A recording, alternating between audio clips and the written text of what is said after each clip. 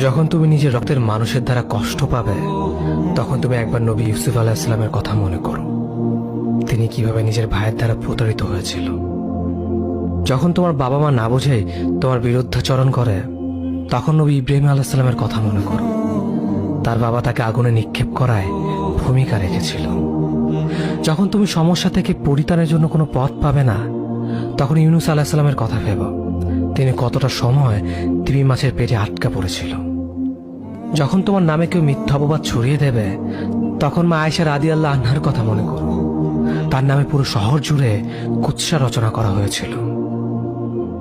যখন তুমি অসুস্থ ব্যথার যন্ত্রণায় কাতরাতে থাকো, তখন নবী আইয়ুব আলাইহিস সালামের কথা ভেবো। তিনি ভয়ঙ্কর এক ভাইরাসজনিত রোগে আক্রান্ত হয়ে তোমার থেকে বেশি কষ্ট পেয়েছিল। যখন তুমি দিনের কোনো বিধান নীতিতে যুক্তি খুঁজে পাও না, তখন নবী নূহ আলাইহিস সালামের কথা ভেবো। তিনি কোনো প্রশ্ন ছাড়াই মরুভূমিতে নৌকা তৈরি করেছিল।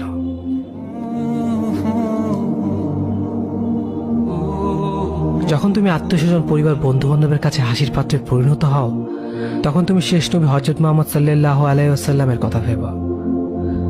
রাসূল সাল্লাল্লাহু আলাইহি ওয়াসাল্লাম বলেছিলেন, সবচেয়ে বড় পরীক্ষা দিয়েই সব থেকে বড় পুরস্কার আসে।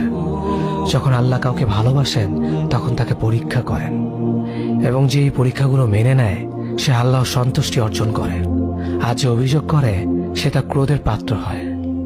হে আল্লাহ, তোমার কথা মনে করা, তোমার প্রতি কৃতজ্ঞ হওয়ার এবং তোমার ইবাদত করার তৌফিক আমাদের দান করো। আমিন। যেভাবে তুমি সন্তুষ্ট হও, সেভাবেই আমাদের পরিচালিত করো।